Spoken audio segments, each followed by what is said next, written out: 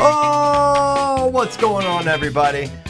Welcome to episode 780 of FloWrestling Radio Live.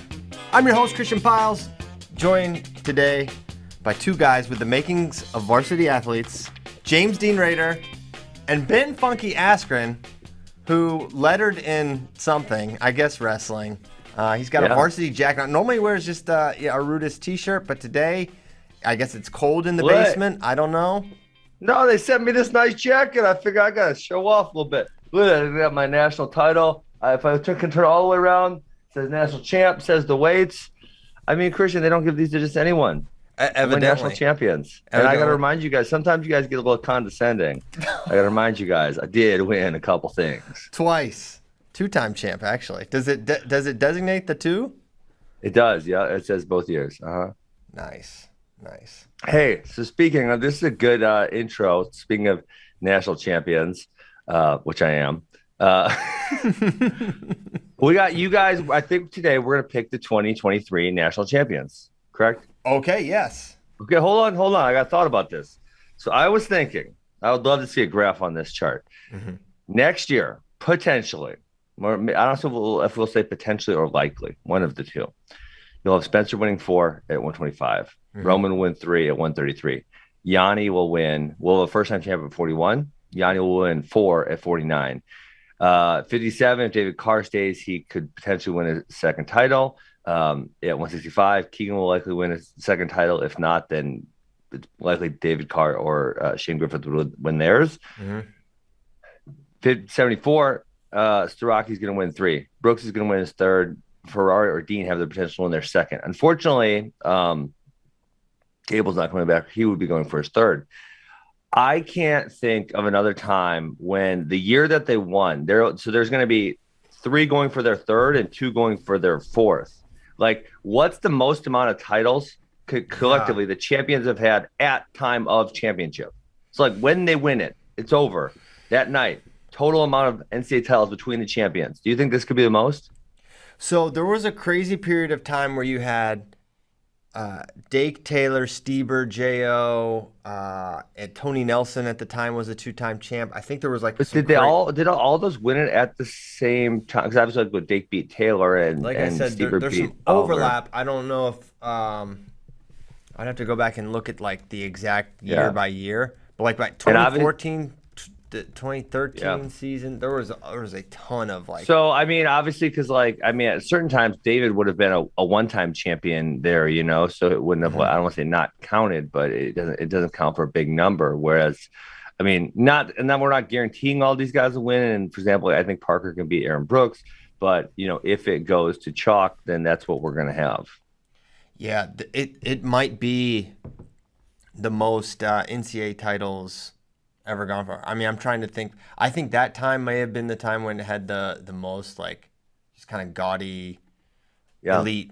I mean, McDonough maybe had 2 at that point as well. But yeah, there's a lot of 3 and 4 timers. And there's a guys. How many of these titles are a result of like the extra year? None yet, really. Well, yeah, I'm really like this. Broke head in there. Hey, you're breaking up kind of bad, and you're frozen. I'm not saying it's the varsity jacket, but it doesn't happen when you just wear a t-shirt. It's not a varsity performance. Am I here? Yeah, you sort of. Not really, though. Yeah, leave and come back. All right, so there goes Ben. So yeah, I think he raises a really interesting point that I guess I hadn't. 2013 was a good year. Insane, right? 2013. Delgado with 2. And that was, and remember, 2013 was the year McDonough DNP'd. Am I correct? He lost in the round of 12. He lost to Nishan and then lost to Sprinkle, I think, in the round of 12. This would have been Stieber's third? Yeah, second. Second? His third was against Devin Carter. Fourth was against so only 2. Richport. Maples only 1. Oliver's second. Yes, but he was a 3-time finalist. St. John's only 1.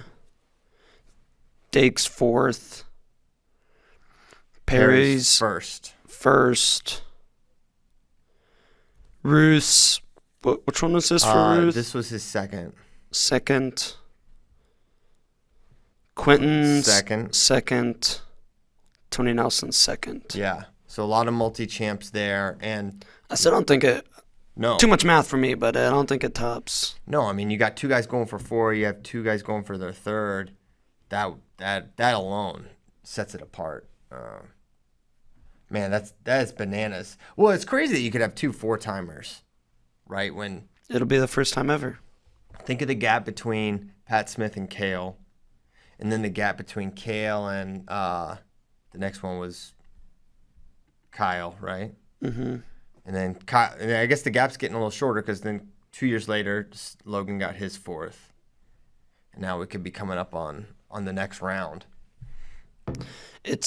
I've mentioned it before how guys are getting better younger, and I think there is an argument to be made that guys' gap to win a title now is better their first 2-3 years than it is their last 2 or 3. So the interesting thing about... But is that just it was a very good set of recruits from 2015 through 20, and it'll slow down again now for the next 5-10 years, or will it continue to pace up? Well, I think that's part of it. I think that 2013 era was just a lot of unprecedented talent when you have Dake, Taylor, Stieber, Ruth, all at the same time. I mean, you kind of had a little bit of a resurgence with the Penn State dudes, with Nikolnoff, Zane, etc. But the thing about the guys being better earlier, should that not make it harder to win? Would that make it harder to win? Because like an elite talent will be far and away so much better than someone else. But well, I'm saying there's more and more elite talent coming in. So you're the elite talent your first couple of years, but then a new crop. A new elite talent who is more elite than you comes in. An eliter talent. Yes. Invented a word. Yeah, that's a good point too. That's a good point. It's curious, and then that compounded with injuries and other things, like looking at guys like 165, like Marinelli, Shane Griffith, these guys, their best years to win a title. Look at Mackay.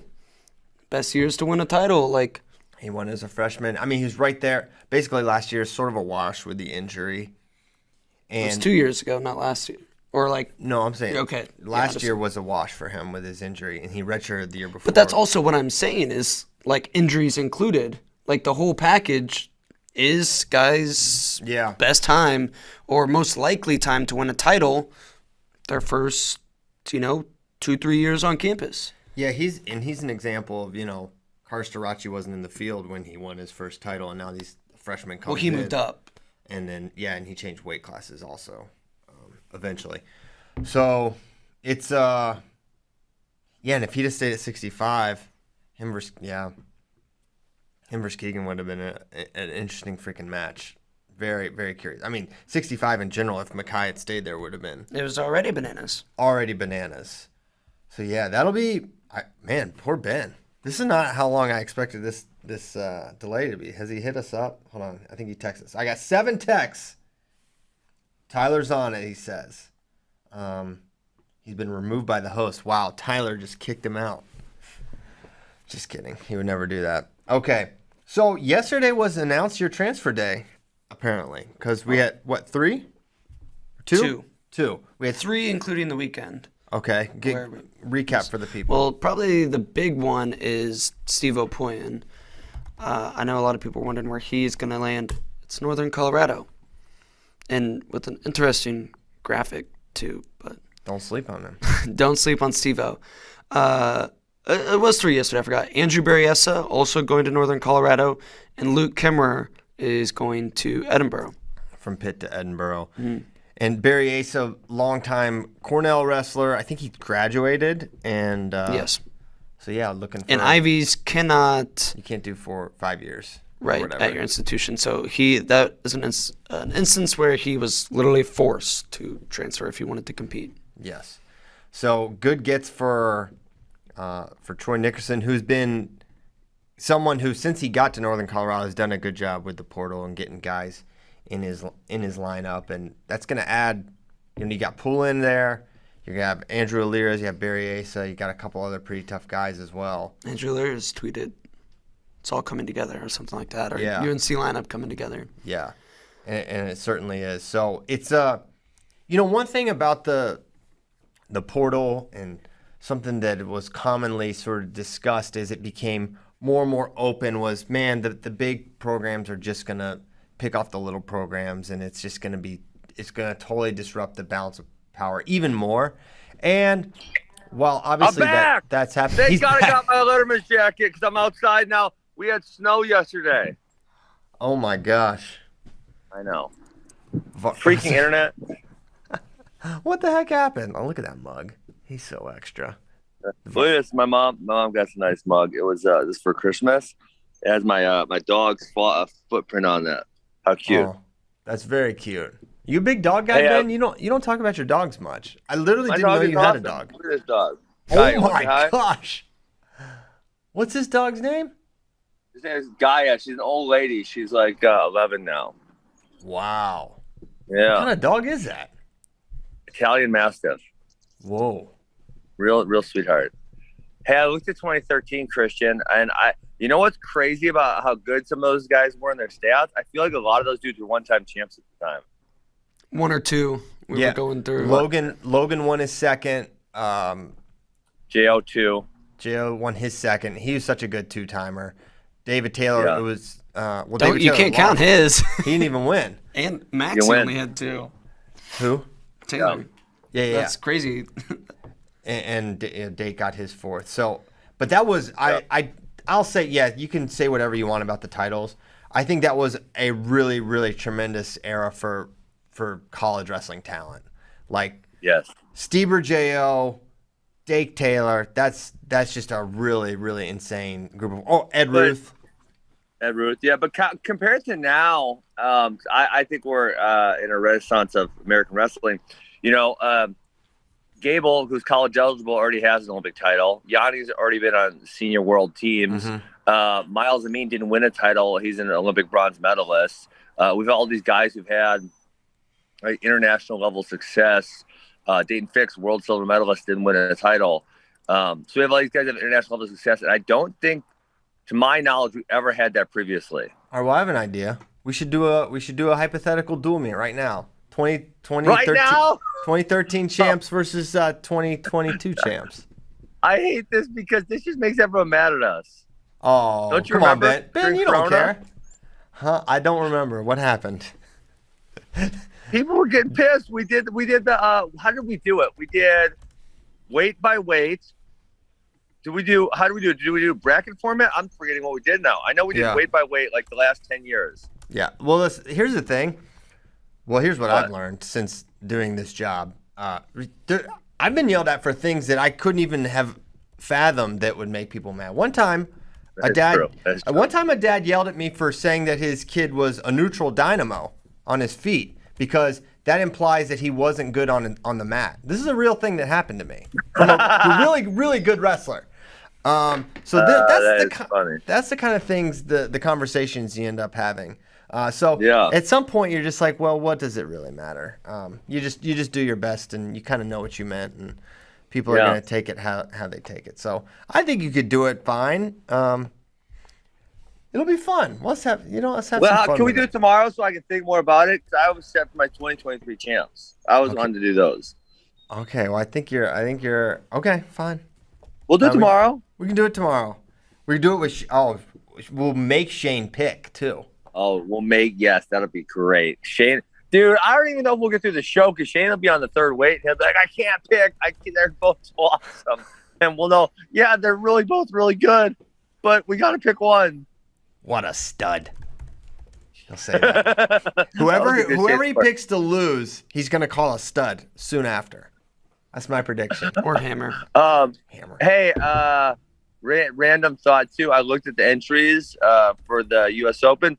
Sitting out, there's not the highest end guys, but you're right. 70 kilograms is going to be fun. There's some guys in there that I'm like, that'll be fun. Yes. Maybe not the highest end, but good. Speaking of, a couple other Bryce Andonian. Sounds like he's moving up to 157 next year for the Hokies. So that's just notable. Probably a good weight. I mean, if David Carr wins, I don't want to say that's a weak weight, but that weight would be definitely vulnerable to someone coming in significantly more than, say 149. Yes. Yeah, I completely agree. All right. Do you want to 2023 champs, baby. Let's do this. 2023 champions. I wonder if this is going to be really easy, though. I mean, how hard is this actually going to be for some of these? I got a few twists in there that I think you're going to like. Okay. All right. I can't wait. I'm ready for the twists and turns. Okay. Starting. You're going to be a real Iron Man this show, just holding your phone in your hand, Ben. I know it's not ideal. I got coffee and it is actually legit. It's probably like 34 degrees. It's not ideal to be outside right now. Dang. When my kids leave and it gets less quiet, maybe I'll go back inside. Okay. Are your kids off school? Oh, yeah, you have young kids that don't go to school. Yeah, they had a late day. Alex had a dentist appointment, so they were just waiting a little bit to leave. All right, playing a little hooky. That's okay. So, start at 125. I mean, come on. I think we're It's got to be Spencer. It's got to be Spencer the condenser. And especially rumors swirling that Gloria and Arujo are both going to move up. Those two are just really just linked forever. I still think when push comes to shove, one of them will stay down there. I would think. Gloria's been calling out Spencer Lee since forever. I feel like you gotta stick around. There's the whole drama this year. I thought it was evident when you watched them in the duel against each other that they're both cutting quite a bit of weight. I think it's very evident. Especially, I think Glory really.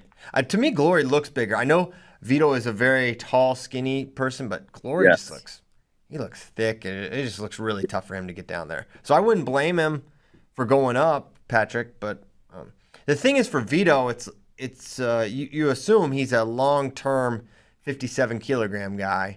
So you'd think he'd probably want to hang in that area. Although there's no real – if he wants to go 33 and then cut down, you can do that, obviously. Yep, absolutely. Sure it's something Dayton Fix I think it's going to be interesting for us to see what Spencer actually looks like off of 2 ACL surgeries.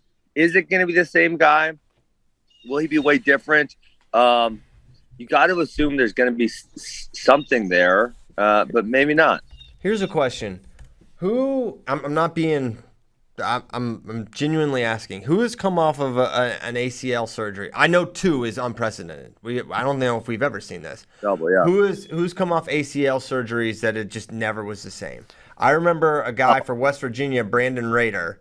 He just kept tearing his knee. Never the same. And who's never the same. And he was like All-American as a... I also don't know anybody that just didn't repair them for a year or two, whatever, and then got surgery. I don't know if that who was that helps or hurts. The other day? Dang it, I'm blanking. There was someone who I was thinking of the other day that they were really high level and had. Now I'm thinking it was knee, but it might have been another major surgery, and they just were never ever the same. Damn, who was it? Jordan Burroughs. No, he did all right after his ACL surgery. Oh yeah, that's right. Dang, I don't remember who it was. Anyways, yeah, I mean, I think I saw it with a few teammates I had in college too, who maybe just weren't quite the same person afterwards. Yeah, it's a tough injury to recover from. I kind of also wonder, like, I remember when ACLs, it wasn't that long ago when it seemed like you get an ACL, it's a year, like literally almost a calendar year. Mm-hmm. Now it's like the science seems just the medical recovery seems so much improved. Yeah. I mean, didn't Ringer had ACL surgery? He came back, made World Team Trials finals, like seemed like a really short turnaround. They were talking about him maybe coming out for the Olympic trials, if you recall. Yeah, like he was. Yeah.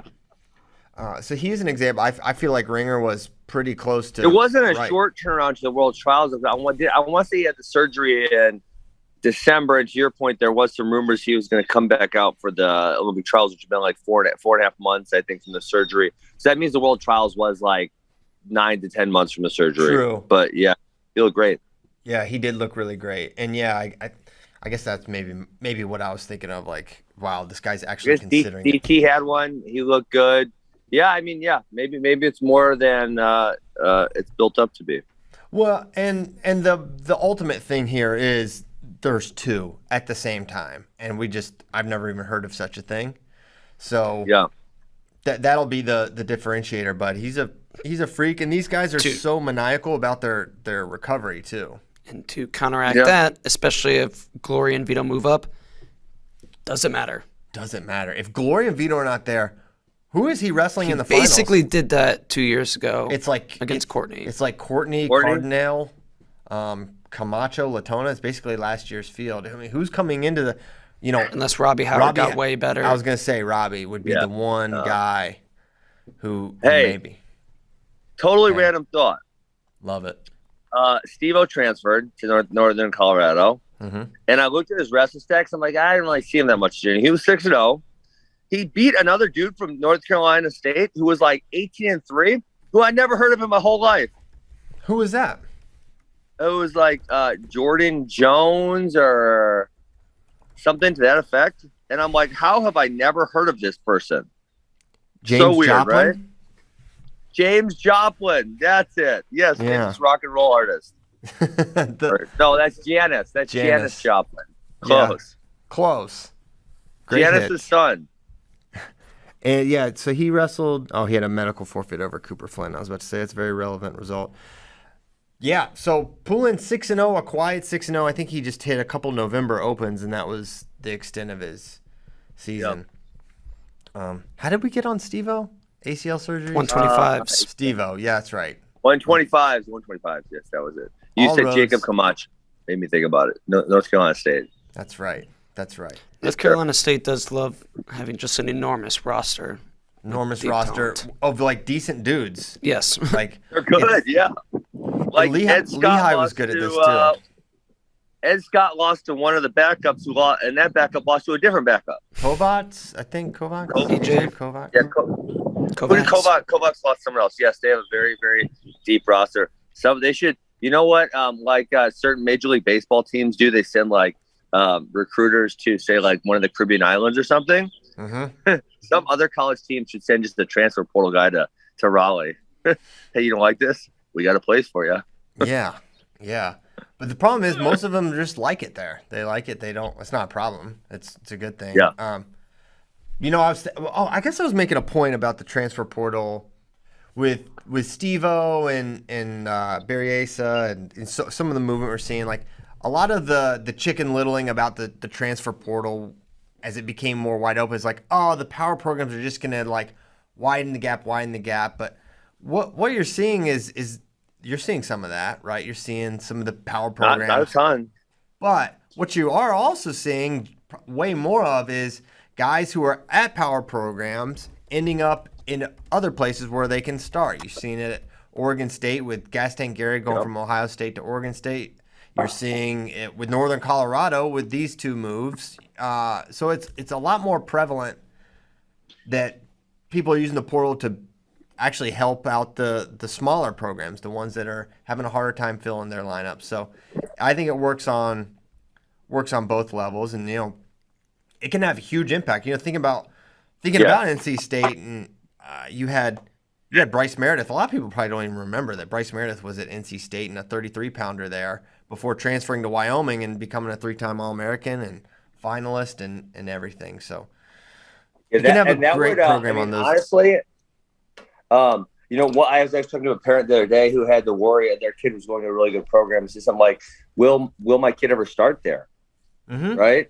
And honestly, one of the things I said is like, well, if he can't, transferring is really freaking easy. Yeah, it's really easy. It's not hard. So for me, if I know that's a thought that a lot of recruits have.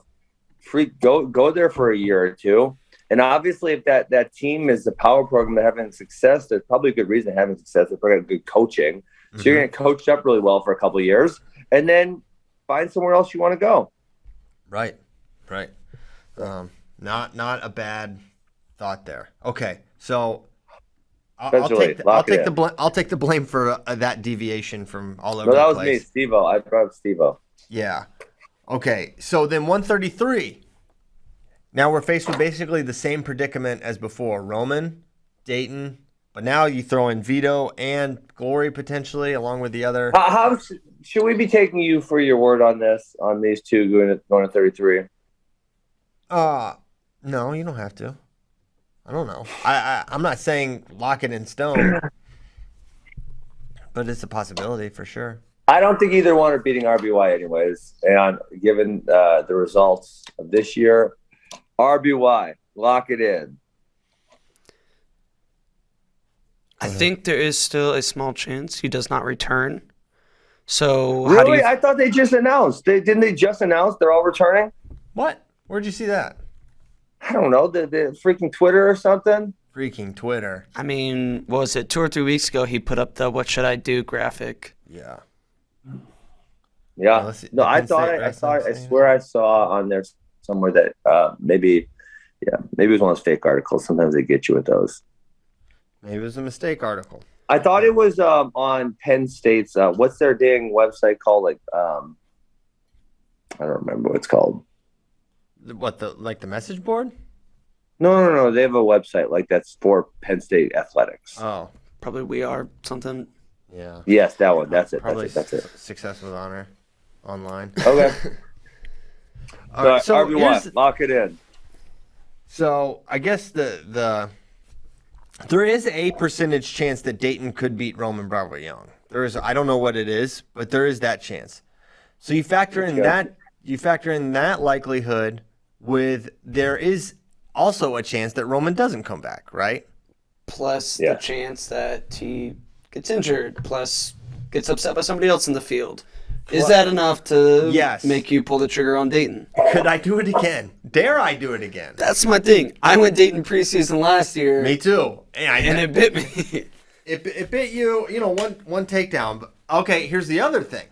If Roman does the other thing is there a negative potential impact of of Roman just doing like a 1 semester thing, which is sort of being speculated. He'll come out in January and why would he do that? I don't know. I'm serious. I don't know the answer. For a semester? Yeah, probably doesn't want to do school. Does he have a degree already? I do not know. This is his 4th year. I'm sure he's probably graduating. He's graduating in May because Bader, I think, is going to his graduation party for the film we're doing on him.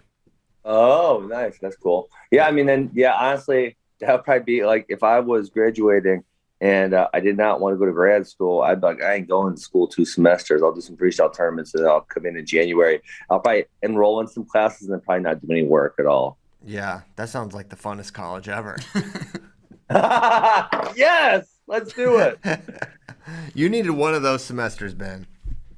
Well, yeah, I was close. My last semester, I had 1 undergrad class I had to finish, and then they talked me into taking 6 grad classes, but they were both sports psych. One was a private study with Rick McGuire, sports psych, and the other one was his sports psych class in grad school, and they both were just a lot of fun for me. So, I did not do a lot of work. Yeah, that's amazing. Yeah. So I'm kind of walking down this path of talking myself. Okay, you won't do it. Yeah, I have a hard time. But if those two are wrestling Saturday night, I'm gonna be like, okay, all my statistical whatever analysis is out the door. So if I just answer that question, I'll just say Roman. But I still believe. JD. I'll go Dayton. But you know what? If this dude, Dayton was so close on that takedown, and he went to the hip. Never go to the hip. One little thing, go down to the hamstring, drop down to the leg. Yeah, but yes, one time, like it being so close, the first year, and you're like, okay, Dayton we'll get it done the second time with some small improvements. Mm-hmm. He does it a second time, it's kind of like, okay, this is kind of a recurring theme. Like, Roman has his number. But then you can also flip it and be like, it's so hard to beat a guy like Dayton Fix 3 times in a row. That's the other thing. All right. Oh, man. No, I'll stick with Roman. Whatever. I hate it. But wow, you hate RBY. No, love RBY. Just, I don't know, kind of a Dayton guy. But well, it just the other thing there is, you've watched a guy come up. There's never been a 4-time second placer Never. So I sometimes I think of, because I had the pain of losing twice in a row in the finals, and it sucked. Yeah. And then luckily I won the next year. But I think about Dwayne Goldman, who he's the only. I used to know all the 4-time finalists. I could probably still name them. When I was in high school, I think it was only 9 of them, 9 4-time finalists. By the time I got out of college, I think it was up to 13, I believe.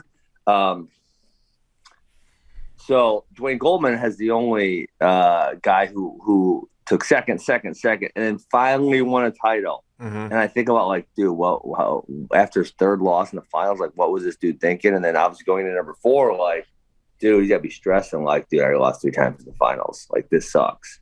Did you ever talk to Dwayne Goldman about what? it? Did you ever talk to Dwayne about it? No, never. He was kind of mean about me because I think I beat up his guys too much or something. Oh, yeah. He was in Indiana. You had it coming. Yeah. So I was, Dayton's obviously that's another one. Was like, we've seen him come so close 3 times. And it's like, it's not like he got in the finals and got his butt kicked. It was like, he's right there every single time. Yeah, that's the other thing too. And then it comes back to the Penn State thing where it's like, man, these guys, if it's close in the margins, then they just win that freaking NCAA finals. Don't bet against them in semis I and was finals. thinking about that, not to take us on another detour, but I was thinking about that again. Is like their record in the semis and the finals is so preposterous. Oh, you guys want to see some new artwork my wife got? This is pretty cool. Let's see it. She got this after we were on the Iowa trip. I sent her a picture. You guys, can you see that or no? Hey, did you? That was in my. That's from that hotel in Iowa City that you guys booked us at. Yeah. I sent her a picture and she found it online somewhere. That was in the same room we stayed in too. I think they had one of those in every room in that hotel. That's pretty cool. Yeah. How did she find it? I don't know. My wife's like, is she an art thief? Amazon I've seen movies about this. Is she an art thief? Hey, so Penn State, they have such an incredible record in the semis and finals. I mean, it's almost unbelievable, But then I go back to that same thing. It's like, but how can they not get people to, like, you're that good in the semis and finals, but you can't get certain guys like to be even like pretty good. I just don't like it. It hurts my head to think about. Yeah, it's phenomenal and sort of inexplicable in a lot of ways. All right, 33, we're split. Penn State is 30-2 in their last 32 NCAA semis, I believe. How crazy is that? It's almost unbelievable. That's what I'm telling you. Like, yeah, that's the crazy thing. 30-2 in the hardest matches, basically you can wrestle other than the finals. 30-2. Man, you know what it also puts in perspective? Dake's win over Taylor. It's like, dude, how freaking good is Kyle Dake? To take who are the 2 losses? To Nick, did Nick Lee lose in a semi? I think he lost before semis. What's the date range? I don't know. JD's got it. Kirkley lost in the semis. That's 1. Yes. Did he lose in the semis last year as well? I don't think he made it that far. He didn't make it there. They wrestled in the quarters, I think. Okay. Or if it's like a Matt Brown or someone like that. Just a problem for the flow stats department. Yeah. Flow quants, get after it. That doesn't exist, but. No, okay, but how cool would it be if they made it? This is a simple chart to make. If you did how many NCAA titles the NCAA champions had at time of NCAA championship, and then just did like a graph per year, like how many it was. It'd be fun to look at. They've won 11 individual finals in a row, and they're 21 of their last 24 in the finals. So crazy. 21 of 24. It's pretty wild. That's 87.5%. Oh my gosh, with the math. Big brain Ben. 7 A's. 7 A's. Okay. Yeah. Smart guy Ben. All right. 41.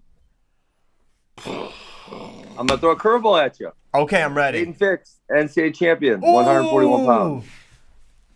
Are you hearing, or is this just your suggestion to Dayton? No, why don't you do it? Carter Young's too small for 41 anyways. Put him down at 33.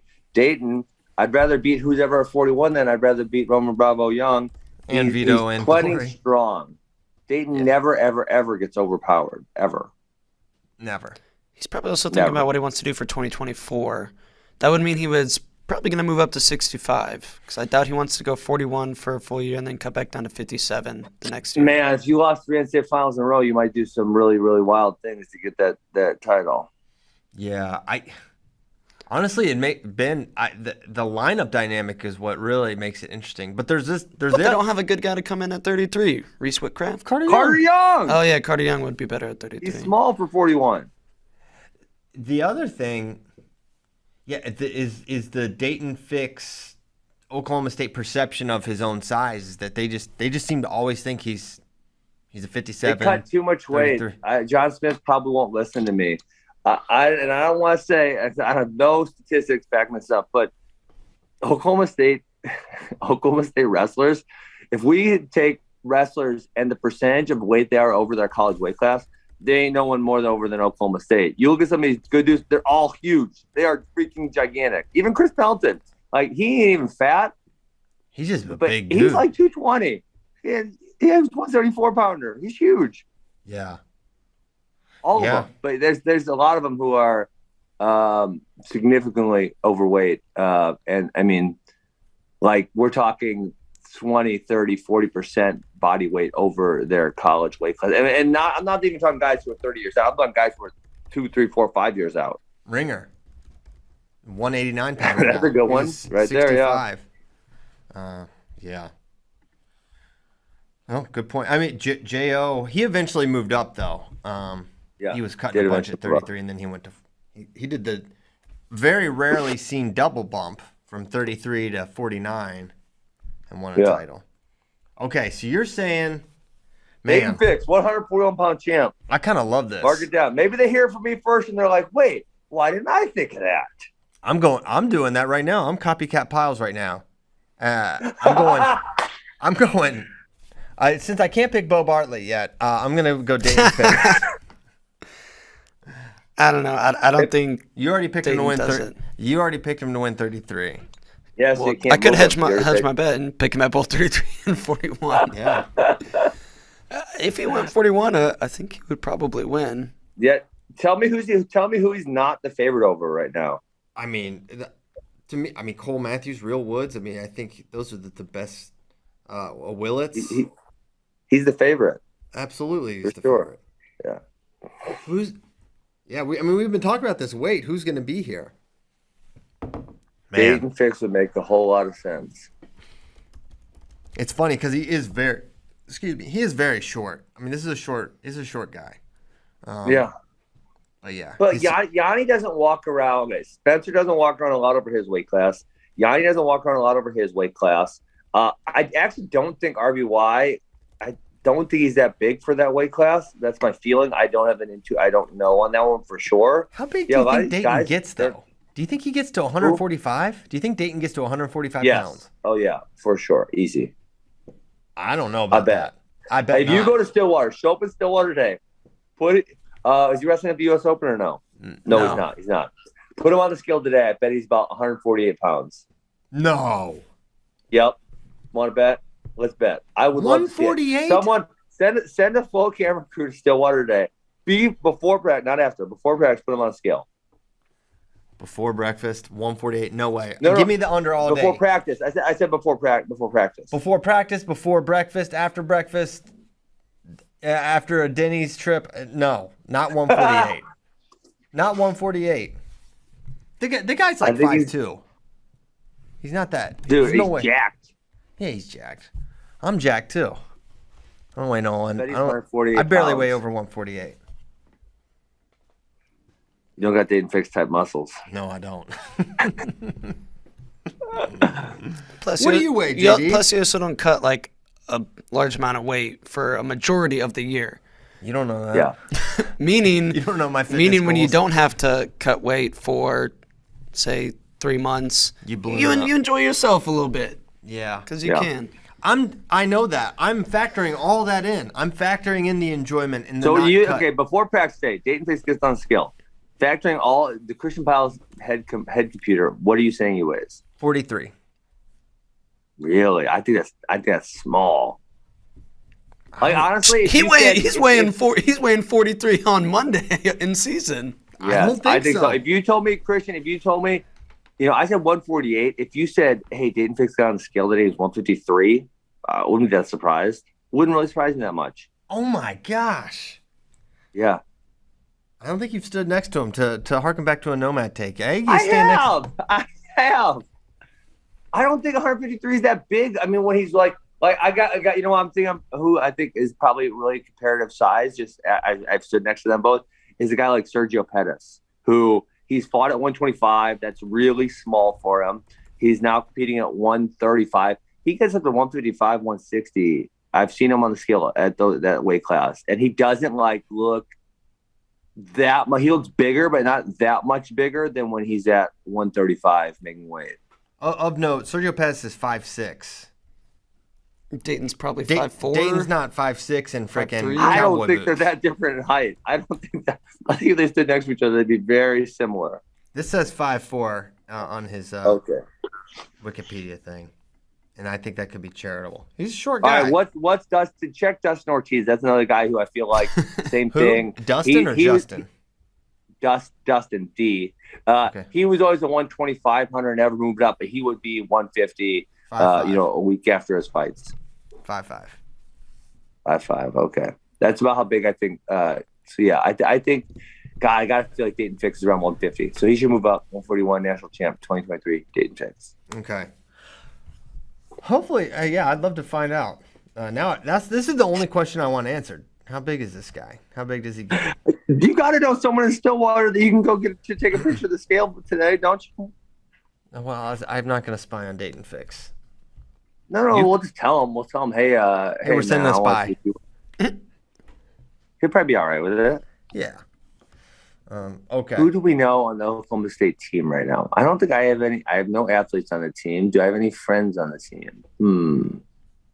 We need a spy. Okay, we'll work on that. We'll work on spies. Okay. It's a cute Q2 initiative of ours. Okay, so that's 41. Oh, who'd you pick? This is tough. Yeah. This is like 2014 197 with like Taylor Meeks was the number one ranked guy coming out. My goodness, that was crazy. Do you remember that? Yeah, and it's like, what? It's really. I mean, he's the obvious number one guy, but is he really be the guy that wins the title this year?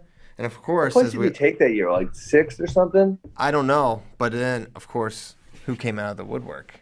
But Jaden Michael Tabori Cox. Yeah, Jaden beat Nick Heflin in the finals. Who did he beat in the semis? Not Kive. Or did he beat? Not Kyvan. No, he didn't. I don't think he beat Kyvan got hosed in his seed. I remember that very specifically. Who did he beat in the semi? I can't recall. Oh, did he have Chris Penny? Kilgore? He might have had Chris Penny. Oh, I think you might be right. Chris Penny was like a 11 or a 14 or something to that effect. All right, hold on. We'll just look it up. Look it up. Find the bracket. Look it on up. I think I'm going Real Woods with my pick. I think that's fair. Not confident in it. He's definitely a guy who you could see going with like 2 losses on the regular season, the clear number one guy, but just going, can he win, 5 matches in a row?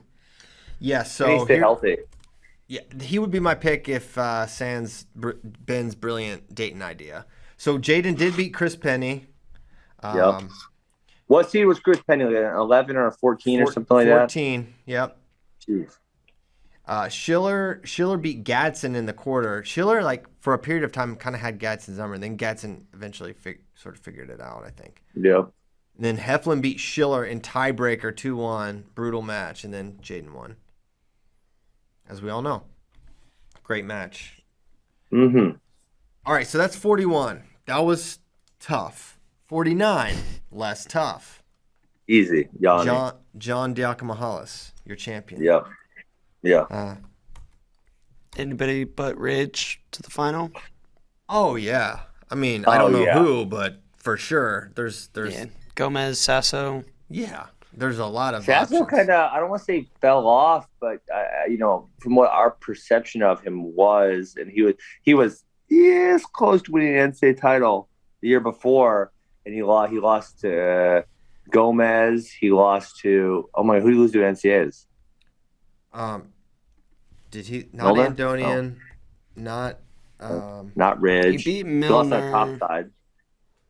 It was whoever the 4 was. Who Yanni. made the He final? lost to Yanni and then Gomez on the backside. Oh, okay, yeah. Yeah. Is that when he said Yeah, he wrestled so like he a is- coward after he beat Sasso? Yanni Who said said he that? wrestled. Yanni said that he wrestled Yeah, like 'cause a I think coward. that was the semis. Yeah. Yeah. So I think definitely Yanni, and who makes the finals against him is kind of up in the air. Okay. Yeah, I think it's very up in the air. It could be. And we've never ever had 2 4-time champs in the same year. I mean, we've been at this for 90 years or so. And we've only had 4 ever.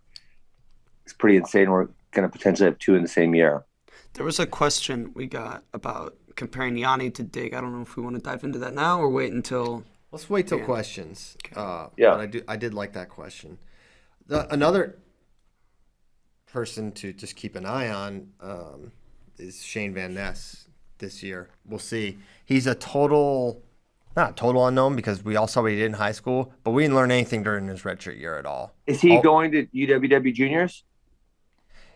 No. Or Not, 20U? he's not listed at U20 Open. I don't know if he's automatically in the trials at this point or not. It doesn't seem like he would Well, be. on what criteria would he be automatically in? That's what I'm saying. I don't know what criteria he would be. Oh. So I don't think that he is, but Doesn't Penn State always do the last minute entry thing?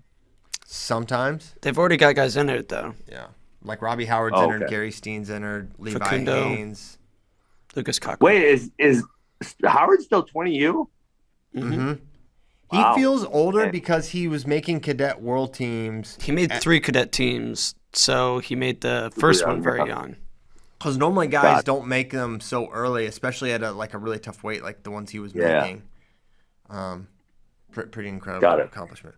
So yeah, excited to watch him again, and I'm sure Penn State fans are have a close eye on Robbie. It looks like, and as we deviate, let's just do it. But for U20, it looks like a 2-horse race. There's some other tough guys like Spencer Moore in the mix, Cooper Flynn, but Robbie and Richie Figueroa both entered at 57.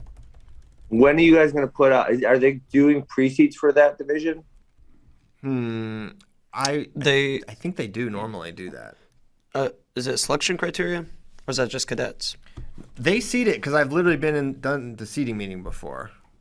Yeah. Okay. Okay. I mean, obviously the separation criteria for USA Wrestling, I don't hate it. It's better than nothing, but sometimes it doesn't work out properly. Yeah. Whereas something like Super 32, it's seeded, you usually look at the seed and you're like, wow, they did a really good job, type of thing. For sure. Okay, let's go to 57. Okay. So we've got. Yeah, how sure are you about this David Carr thing? I feel pretty certain. Do what you Obviously, feel. I would like to pick him, but if he's moving up, I'm not going to pick him. It'd be dumb. It would be dumb to pick someone Yeah. that's not in the weight to win it.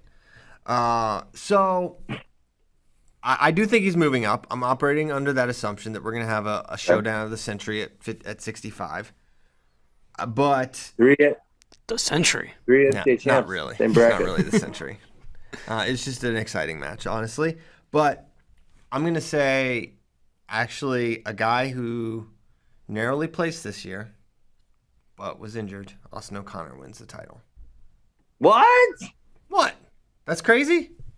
Guy had a torn ACL this I year. mean, he's an NCAA champion, so I guess it's not crazy, but he took some L's even before. I wish I had my computer. So He lost to my computer's Peyton not Robb. yet, That happened. fire. Wasn't there one more loss? Ed Scott is where he got injured, I believe. Okay. That was his only other loss. That's interesting. I mean, I was thinking when you told me Andoni was moving up, that's real news. He showed an immense amount of progress from 2021 to 2022. He got a lot better. Mhm. And then, obviously you could see him continuing that level of improvement. I would really love to see how Ed Scott improves also, because he's another guy who is like freaking way. I mean, we talked about him for the most improved wrestler of the year. True. Going to get way better. So who am I going to pick? Here's just so you guys know, listening and don't have the rankings handy. Some of the top contenders in my mind, assuming Carr moves up. Quincy Mondays is ranked number 1 right now. Willow, Peyton Robb, Ja'Cory Teamer is definitely a name I considered. A name you should also consider now is Bryce Andonian, according to you. According to me, you should definitely, because Andonian would be ranked. He took 3rd at 149. 4th, right? Oh, he lost to Tariq. He lost to Gomez. No, he didn't lose to Gomez. He took 3rd. Yeah, I was right. Okay. Stop trying to talk me out of it. On my computer. And then lost to Ridge. Oh, I'm sorry. Oh, Ridge. Yeah, Ridge. He beat Austin twice. 3rd. I thought so. I'm going Andonian. I've been an Andonian. I've been on the Andonian bandwagon for a long time. I'm going Andonian. Champ 157. I was kind of thinking about pulling trigger on Andonian too. Thinking about it. I haven't done it yet. Oh, I love this. I did not see this coming. It's whatever. It's going to be dude, how insane is the ACC going to be at 157? Andonian, Ed Scott, and Austin O'Connor. That'll be a lot of fun. I think O'Connor full go is a really tough matchup for Bryce, honestly. Because he's disciplined and smart in position. So disciplined, so good positionally. But that's somewhere that Andonian got a lot better at not like doing stupid things to kill himself. Then again, I'm not trying to make the case against Bryce Andonian here, but his Tariq match was like a tactical. Just he straight up beat himself against Tariq Wilson in that duel meet, if you remember. In the duel, but then that was literally in like the second semester. So I'm not ready to say he's like just doesn't. Yeah. He doesn't still have. No, you're 100% right. I think where I would say go the other way is like, and I felt like in the Gomez match, he was the one that made the smart strategical decisions of like when to not go for it and when to kind of play it a little more safe. I think when you have two. And the other interesting thing with that matchup is with Gomez and Andonian, it's like they're both crazy. They both try crazy stuff. And I think that's a little different than a guy who's going to come out with a specific game plan to execute and is not like not a more tactical guy, a more positional guy, which I think he is. I'm trying to look up. I did it. JD, what are you doing? I'm debating, but they have wrestled twice. I don't hate a Peyton Roberts, Corey Teamer pick either.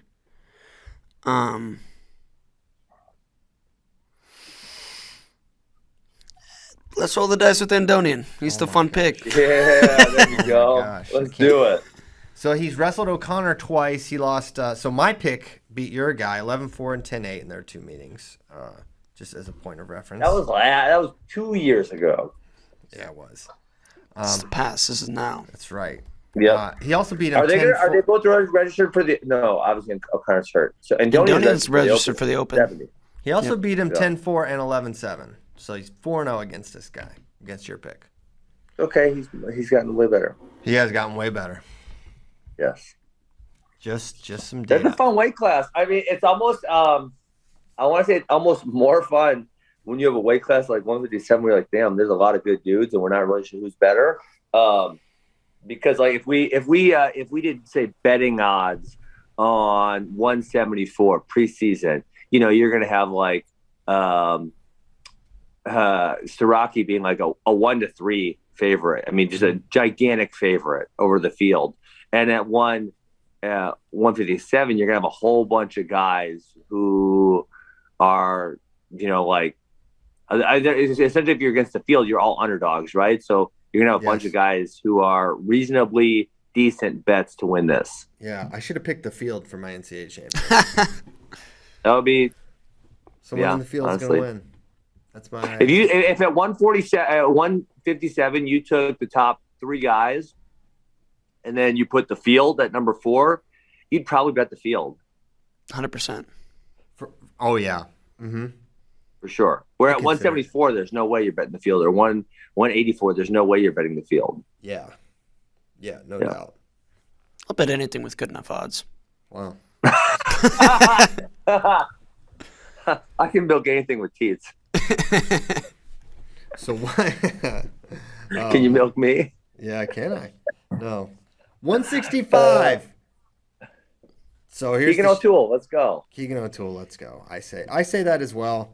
How many weight classes Christian, in the history of wrestling, have going into the year, have you had 3 NCAA champions returning in the same bracket? Can't be a lot. Flow stats. Get on it. 3. Flow stats, let's go.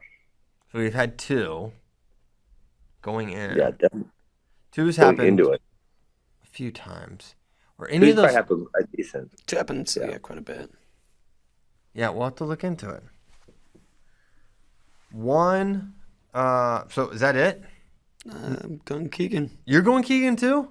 No one's picking Carr. He Wow. hates the Cyclones. I think stylistically, Carr's Keegan's a bad matchup for Carr. Actually, I mean, I want to see it play out. I'd love to see the match, but that's just kind of how I feel about it. Tell me why. I think Carr doesn't always finish super cleanly, and if you don't finish clean, it's really unlikely you're beating Keegan in the scrambles.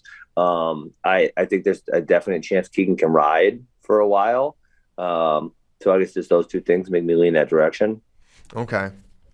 See, I would have said that like Carr's a pretty reliable finisher typically. Although of course he didn't. The match he lost at NCAAs was largely because he couldn't finish on Willits. Yeah.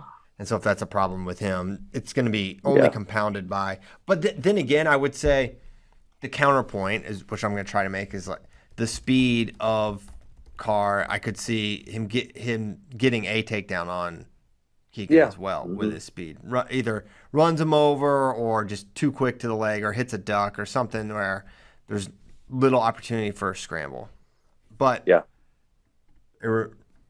I'm sticking with Keegan. Yeah, what he did this year. Hopefully we can see that match a couple times next year. I mean, they wrestle in a duel, obviously, and then the Big 12s and then nationals. No one better sit out in that match. That's all I gotta say. What'd you say? No one better sit out in that match. I can see the dual meet. We'll see him at Big 12s. I think I want to go back and change my 57 pick because Ted Carreras in the chat reminded me that Brayton Lee will probably be coming back next year off of injury. You're going Brayton Lee? I think I might go Brayton Lee. Really? Oh, I want to. We just picked Andonian. You did? Yeah, but Brayton Lee has shown.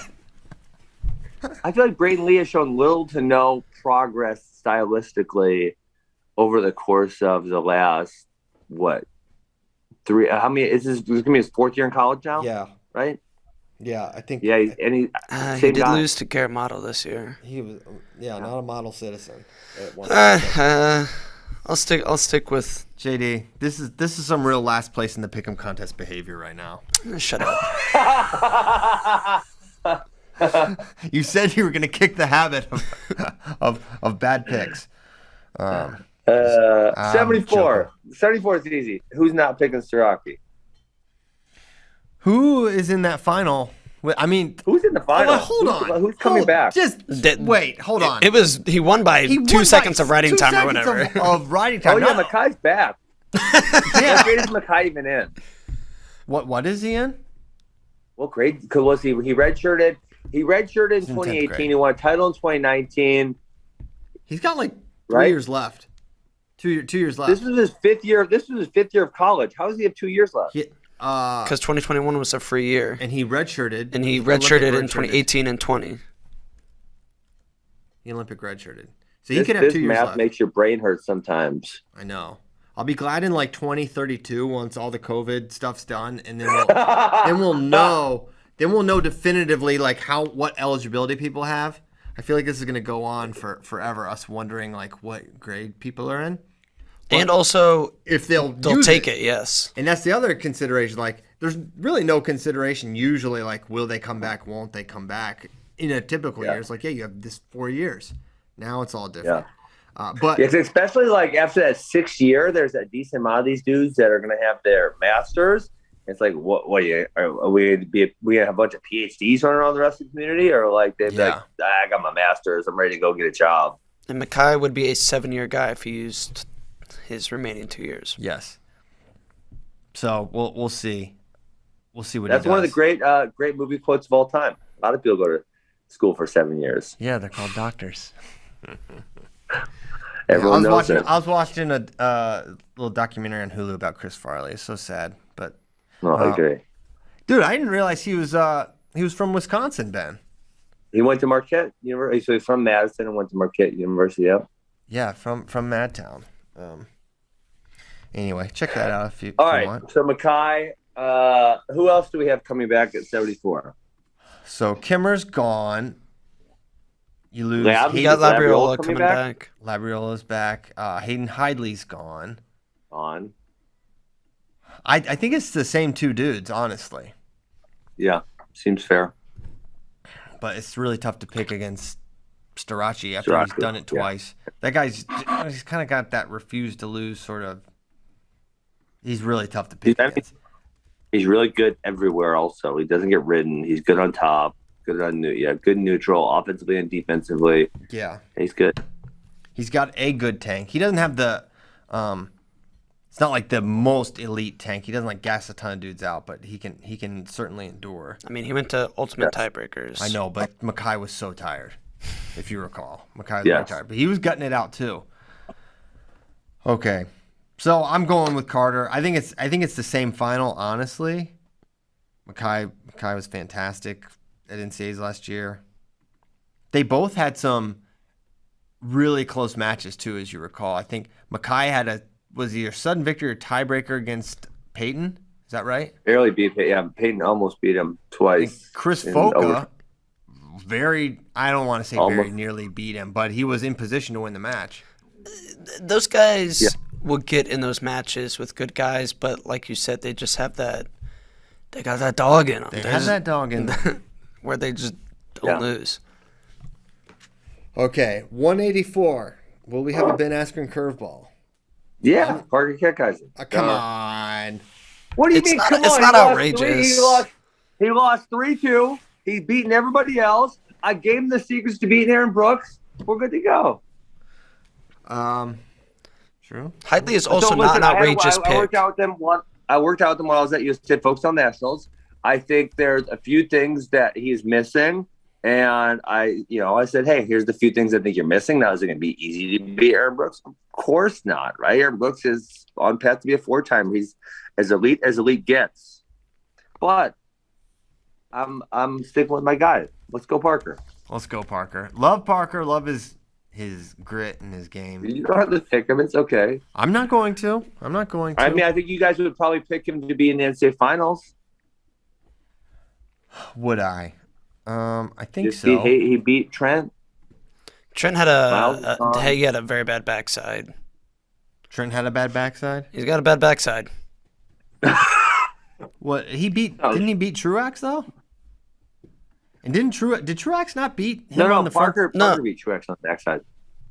He lost to Parker on the backside. Who's he? And the Conti semi. Trent. Right? Okay. Yeah, that's fine. Very close match, as I recall.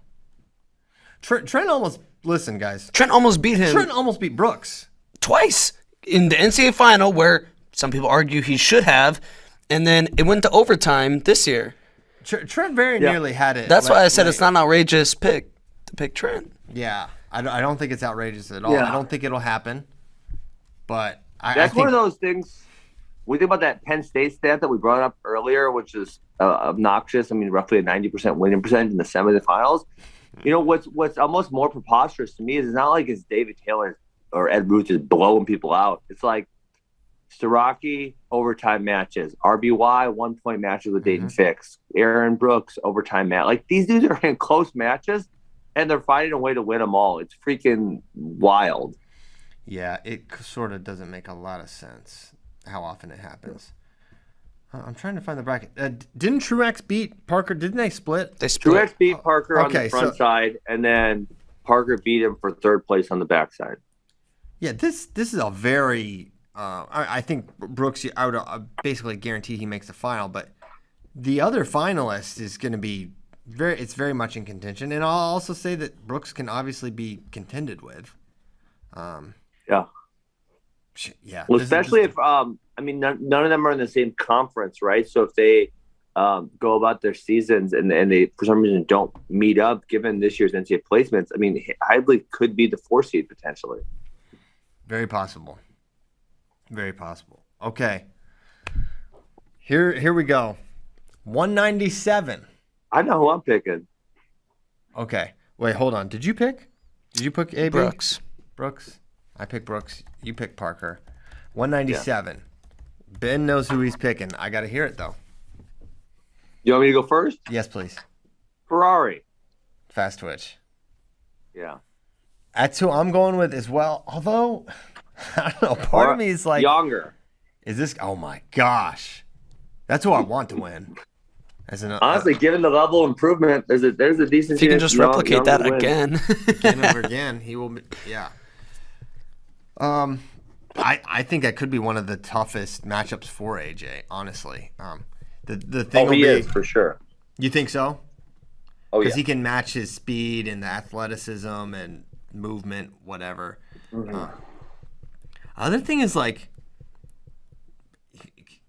the Penn State thing with Dean and Ferrari, and, like,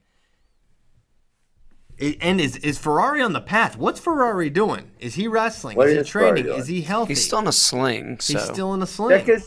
Check his Instagram. What's he been doing lately?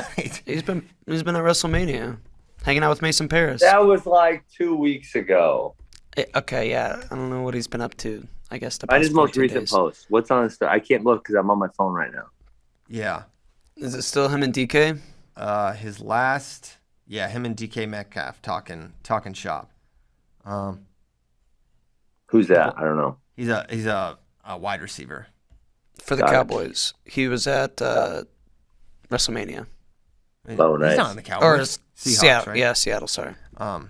Even I know that. So yeah, he seems super into being a WrestleMania superstar guy. Not talking about wrestling. I'd say the same thing about Mason Paris. Mason Paris was there. With WrestleMania? Yeah. Mason Paris wasn't in because he didn't put up pictures from it? Mason Paris wasn't in a head-on collision, fiery blaze, and then said it was a light car accident, and then is walking in a sling and injured. Like, I think Mason Paris wrestled at NCAAs. He wrestled out the season. I think that guy is way more focused on wrestling, the actual sport of wrestling, than the pageantry around it, than just going to WrestleMania one time. Is Mason Paris having surgery? Because we talked about some injury issues, but we didn't get specifics. I don't know if he is. It was a disc issue, he said. I gotta figure he is gonna get that corrected. Well, disc issues can be just time off, though. Also, potentially. Really? Yeah. Have you ever had disc issues? Yeah, I had some neck issues when I was in college, in high school, and then there was the same issue in college. Dang. Yeah. Okay. So yeah, I don't know what he's gonna do. But Ferrari's the better guy, for sure. But like, if he's not healthy, if he's thinking about other things, Yeah. This is another weight, kind of like 57, where I feel like, and I think we said this year, but you got some guys kind of down the list that can threaten, Stephen Buchanan, Rocky Elam, Younger, Bastida. You got a lot of really good options at 197. Yeah, it's gonna be a great weight, and the other thing is, like, if AJ's recovery is not going well, he could redshirt. He's never redshirted, right? That's true. So this year coming against his eligibility because he competed, he can't get a medical. Right. Yeah. Correct. So if I'm John Smith, I want him out there though. Yeah. Yeah. 100%. And Oklahoma State could have a Shane Sparks thinks Gable's going to be back. I think no way, Jose. Man, I would have said that last week too, and then not. What? You heard rumors? What'd you hear? I don't know. I just don't know if he's super done Christian wrestling. Christian Piles. Look in the camera. You got the Gable shirt on. Oh, am I wearing the Gable shirt today? Did I wear it? Tell us what you heard. I didn't. I don't know. What a tease. Maybe he comes out sooner than Boo this man in the chat. Boo this man. Boo! This is the thing I Tell didn't us want what to you do. heard. Be honest with the people right now. The people want your honesty. I wouldn't rule out Final X for Gable. That's what I'll say. Wow. There is one component. But he already left his shoes on the mat. Everyone can put their shoes back on. Nope, he has to wrestle shoeless. He can wrestle shoeless. He will still win the Olympics. You gotta leave the shoes on the mat. You gotta honor the shoes on the mat. No. There is one component, though, with Final X versus NCAAs, and that's enrolling in college. That's kind of a big thing. Because Gable did 4 years of college, so he probably has his degree or is very close to his degree. He's graduating, yeah. He's graduating. Master's degree Gable. Uh-oh, I got to hang up on someone. He should get Did Ben just leave? No, I think when you get a call, he's got it gives you the boot. He's got to go hit that do not disturb mode on his computer or on his phone. It's really not been that bad, him being on the phone. It's really been all right. Except he's gone now, which I guess is kind of a bad time to bring that up. So, yeah, do we think – I sort of don't think he comes back for college. There he is. Yeah. So who's your pick to win sans Gable next year? Dude, this is hard too, because it's like, does Mason Parris come back and look like he looked 2 years ago, or does Kirkland continue to get better, or is Colton Schultz just the best guy? Yeah. It's tough. Very Kirk. I'm kind of inclined to Kirk it up. I'm gonna go Colton Schultz. I'm going Schultz as well. Just a really part of me it's a wait and see with Mason. You know, honestly, any of those three, if I picked them out of a hat and it's like, hey, this is who you have to go with, you can ride with them. I would ride with him. I'd ride with Kirk. What if I told you Cassiope won? How crazy would that be? If I got his name in the hat, I'd be like, I'm putting this back. I don't think he's going. I think he's really good. What about Wyatt Hendrickson's name in the hat? I'd say, who put his name in this hat? You are a communist, member of the CCP. Who put his name in the hat? You're a buttface. Get him off the show, JJ. I'm just trolling you, Ben. Arrest him for anti-American propaganda. That is not what I'm doing. Shout out to Wyatt Hendrickson. We love Wyatt Hendrickson on this show. I'm just realistic about it, what he's gonna do. He's gonna be a lot of fun to watch, though. So oh man, I guess I'm going Schultz. I don't feel that much more confident in Mason or that much more confident in Kirkfleet. Yeah. So yeah, that's my pick. Who you're riding with Kirk? You're riding with Schultz. When in doubt, ride with Penn State. That's the thing. Hey, you know what we didn't do, or there wasn't even one name brought up. I really thought about it. What? There wasn't one name brought up of someone who was like in red shirt or not competing this year. Oh, I guess Brayton Lee. Well, Brayton Lee did compete this year. That's kind of crazy, I think. I think in normal years you would have like someone. Shane Van Ness was brought up as well, but he's at Yanni's weight. But like, most likely, it's true though, and we've been talking about this since the season ended. It's like the field is not going to look much different other than the graduates. It's not going to be. It's. Or there's going to be some guys that are like, holy cow, this guy came out of nowhere. Some real surprise type dudes that you just didn't see coming, which is obviously a possibility.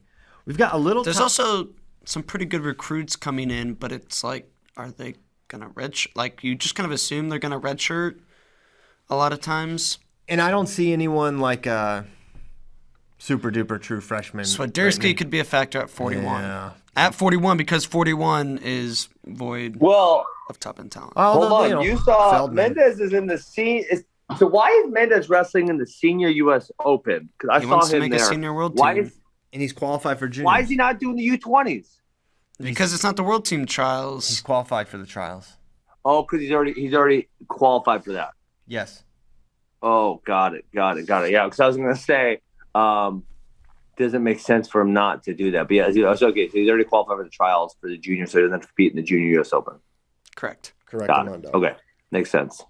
And look, I'm not saying Mendez is even going to come close to making the senior world team, but Carter Young came very close, and Mendez beat him 2 matches to none fairly handily, like 2 months before that, for the junior spot.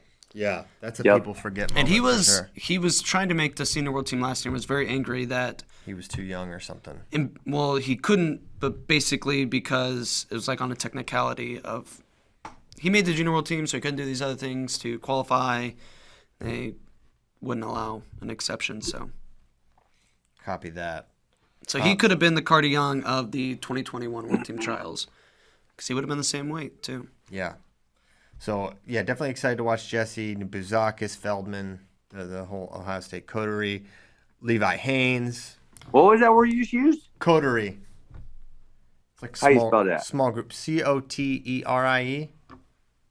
Small group of what? People? It's like a small group of peers, I think. Small group of peers. I'm gonna look that one I up. never Good, heard good that. word. Small group of people with shared interests or tastes. Oh, that's a great word usage. Perfect usage. Thank you. You had to explain Shout it to out all of Buffalo us. Gap. Shout out Buffalo Gap. Jane Hammond. There's no way in hell you learned that at Buffalo. 100% I did. I remember it was on the vocabulary list. I remember it. Man, they got words like bricks on the vocabulary list. Plumbing, pipe, cow. You're just stereotyping. Buffalo Gap is a school full of high achievers. We've got Ivy Leaguers. We've got doctors. We've got Come on, bro. Apex. Oh, I would put, you wanted to do like, the Iowa does the per capita argument that they're like the best wrestling state or whatever. Do the Buffalo Gap per capita. I want to do the median ACT score of Buffalo Gap. Basically no one takes the ACTs in Virginia. It was all SAT. The ACT's Midwest. Yeah. Oh, got it. Huh. High achievers, Ben. High achievers out of Buffalo Gap.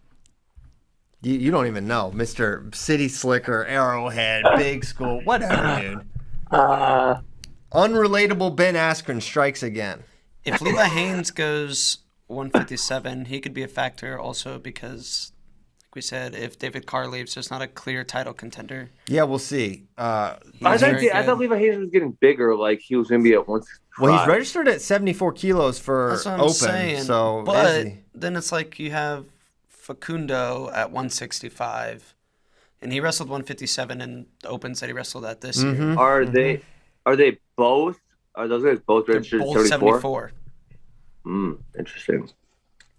that is Yeah, I interesting. mean, so to me, that's his registering at 74 versus 70 because at the junior level, there's not like a perceptual difference, right? Senior level, there is between Olympic and non-Olympic weights. Junior, it's like, hey, there's just 10 weights. They're going to the Worlds. That's it, you know? Exactly. So if you could make 70, so it's 154. Yeah. If you could make that, you should make it, right? And the fact that he's saying like, hey, I can't make that weight class or I don't want to because it's going to be really hard, that would suggest to me that 157 will also be significantly difficult. I agree, but then you get Kale saying, hey, we need you down at 157. We'll help you out. We'll get you on a plan. We do it. Maybe. I'm Maybe. not a big weight cutting guy. I know, but if the lineup needs it, Yeah. I mean, Yeah. no, I think, we also just don't hear them talk about it. yeah. Who do you think on Penn State's, of their elite guys, who do you think's cut a whole bunch of weight? Well, for Mark sure, Hall? they let Shakur cut a ton for 65 the year he went down. He there. didn't do well. I didn't say he did well. I said okay. I'm just saying there's examples of Penn State guys that have cut weight. Yeah, I mean, like Mark Hall, like honestly, I can't say Mark Hall because he's up at 86 now, but Mark Hall literally wrestled 74 kilograms and then wrestled 174 the next year. And I was like, hey, he's going to be too small for that weight class. David was having a really hard time. Did at Bo 60. cut before he moved 57? up? Bo absolutely he moved up because the cut he felt like the cut was a big part of like, why he didn't win. I think I remember hearing that. Like he didn't feel like he was wrestling his best. Oh, at cutting that 74. weight. Mm-hmm. Yeah, but so I mean, I feel that. like these guys at Penn State, if they are cutting a lot of weight, like Bo moved up twice, Quentin Wright moved up, David moved up, like Ed I think moved they up. all. Ed Ruth moved, yeah. But David at the end was cutting a bunch at 65. Didn't David still make for 2 more years? I thought he stayed at 74. Man, right? I remember Or he was it one- tweeted about like after he won or wrestled at the U.S. Open in 2014 and had the crazy match with Burroughs. He looked really big. I remember him tweeting like, "Yeah, this is what happens when you don't have to cut weight and make weight all the time, even though it was a lower weight class." Him crashing down to 74 kilos was so different than the Friday Sunday thing. It was a thing for him for sure. But or did he only make weight for 1 year after? It was only the year after he graduated, and then he went up. So 2014 and then 2015 he tried it at 74 again, and then he went up to 86 for the Olympic year. Yeah. Okay. So I mean, I think it's happened at Penn State for sure for some of those guys. But yeah, I think they don't like it. I mean, Chenzo, remember, he was like a 49 and then ended up going 65 his freshman year. Right? He missed weight at 49 at the scuffle. Yeah, he did. Remember, that was a Flo joke for a long time because he missed by so much. Yeah. Yeah. So yeah, I think they'll have him cut when necessary. I think Jimmy had a little cut at 33, and he eventually went up to 41. So it happens. Yeah. I think one thing they don't do is hold them down there long term at the weights. It seems like they eventually move up. David maybe being one of the only examples of the guy. For the lineup, they had Ed at 74, Quentin at... Ed was 84 by that point. So did Matt Brown. Probably. Oh, Matt Brown. Yeah. So many Penn State national champions. I forget which ones were in the lineup at different times. Matt Brown legend because he warmed up in a singlet. You reference that a lot. That makes him a legend. Warming up in or a nerd. One of the two. Oh, yeah. Remember when Colby came on the Big Ten trip and he was just like, wait, y'all don't wear singlets all the time? Oh, he just thought that's what... Yeah, that's right. Colby, a guy that works at Wait, Flow. What? He, this guy that works at Flow came on a trip just to kind of watch how we sort of do a coverage or whatever, and he was like watching everyone practice and warm up. They're like, wait, why aren't they wearing singlets? They really only wear those for the competition, basically. That's funny. Okay. It's 9:38. I want to get to one question. There's one question that we referenced. I feel like we owe the people that one. And where the heck did it go? It was the Yanni and Dake question, right? Yeah. I can't even find it. Oh, yeah. Well, it's not in here. I don't know if it made the cut. But wait, it's such a good question that it didn't make the cut? Well, it just maybe didn't get pasted over. It doesn't matter. The question is basically like, if Yanni wins 4 undefeated, who do you got in the pecking order of 4 From times? Sean Carroll, if Yanni wins number 4 and goes undefeated, does he rank above or below Kyle Dake on the NCAA GOAT list? 1 loss versus 4 weights. Where does he rank overall? So, you go. Go. No. You go. Okay. So, I think it's the 4-weight thing is not really the I don't think that is the epitome of Kyle Dake's case for why he's the GOAT. I think there's a couple things. One, there's the no red shirt factor. Yep. 2, there's the who he beat factor, which is something I weigh extremely heavily. The fact that his national titles went through, and the cherry on top is going up to take on the Hodge Trophy winner when you have a 4th on the line. That is just absurd. And it bears bringing up and mentioning every single time that he went up and did this. So I think the David Taylor win is huge. I think he also beat Derek St. John. He also beat Frank Molinaro, national champion. He beat David Taylor 3 times, as Ben is holding up. Beat Montemarian, who NCAA champion in my book. And an NCAA champion in all our books. He beat Reese Humphrey, who would go on to do great things on the freestyle level. And this is like a 5th-year senior Reese Humphrey versus a true freshman Kyle Dake. Which avenged one of his losses. Avenged one of his losses. Now, the case against Kyle is he had, I'll say, quite a few losses. And this is in the comparison of NCAA champ. He lost to Donnie Vinson. He lost to Zach Bailey. He lost to Reese Humphrey. And he lost to Kevin LaValle. So his losses are to like not all-timers or even national champions. None of those guys won a title. Yeah. Or even made an NCAA final other than Reese. Yeah, it would be really, man, how much fun would it be if we got to rewind history and make Darren Caldwell healthy? We're going to see Darren Caldwell versus – because Kyle Dake was the 4 seed that year, correct? He was. He had 2 losses, and he would have faced Darren Caldwell in the semis, I believe. Mm-hmm. And instead, I think he had the American guy. Oh, what was his name? Not Oogie. That was not the Fittery? Citadel guy. No, Fittery was 57. I don't recall. Gambayar Sanja. Oh, yeah. Nice. Yeah. Nice callback. Yeah, so I would say, honestly, I reference all the arguments you brought up. I think you kind of nailed them. Honey's only got one loss, and I think even had he not done like the late, so he didn't do the initial red shirt, but the later red shirts, I don't really think that plays into it at all. I would say their dominance is fairly similar. Like, Kyle didn't have an insane bonus point rate. Yanni's is good, but not great. And I think Kyle's wins over David would be the main crux of the argument that Kyle should be number 2. I don't really get into the moving 4 weight classes. The one thing that it actually allows him to do, that is get more wins over NCAA champions. Because honestly, if you stay the same weight class, Derek St. John, he's not an NCAA champ.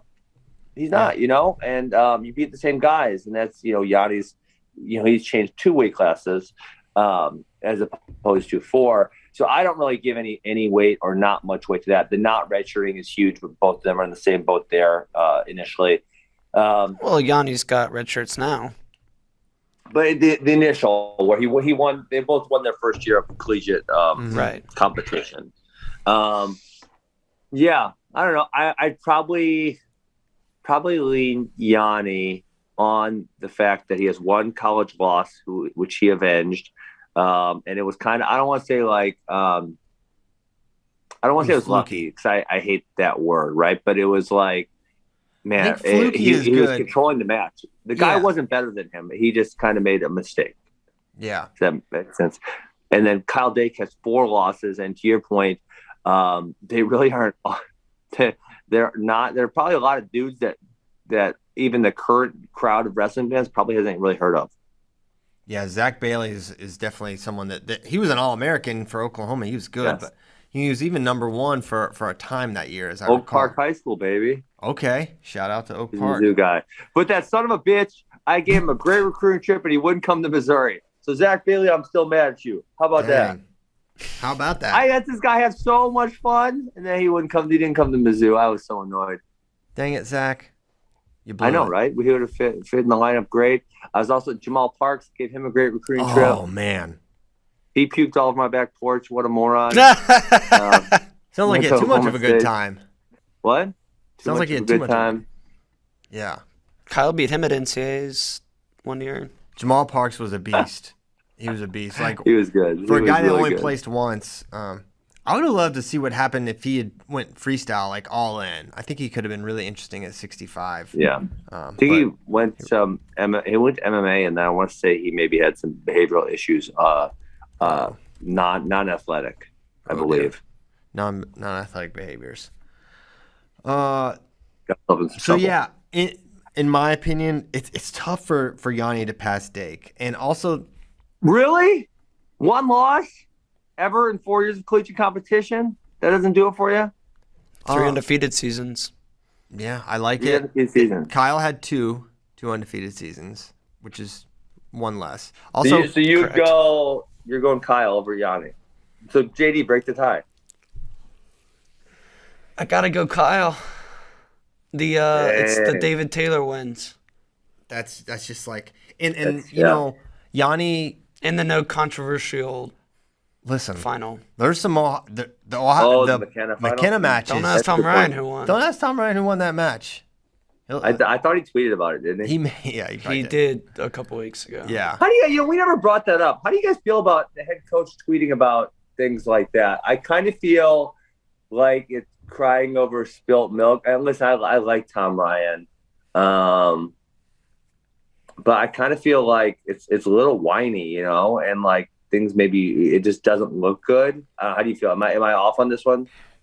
I don't know, because one, it's an authentic thought, right? Which I think true. I like that. That's just how he feels, and I don't think that's a bad thing. Fair. But then you take the other side of it, which is just what you're pointing out, which is the perception of it, of how people will interpret it as whining a couple years later.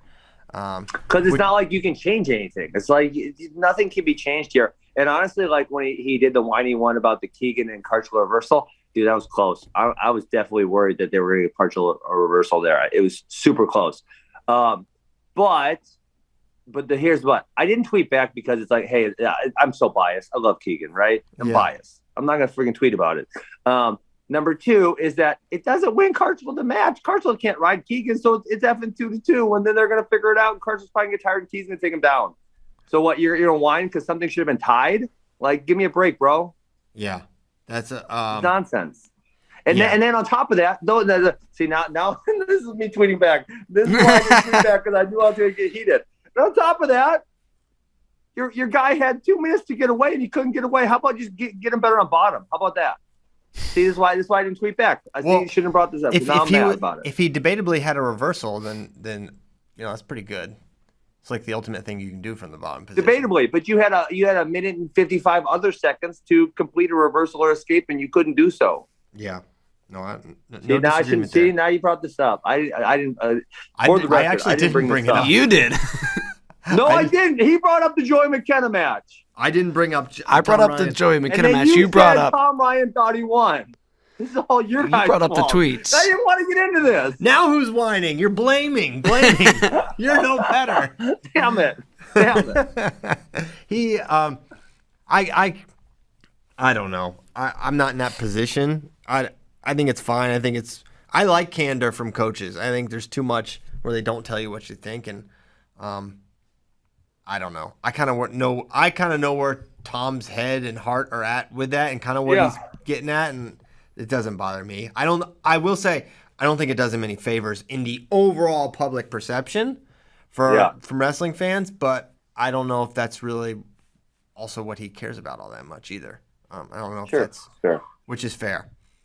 So yeah.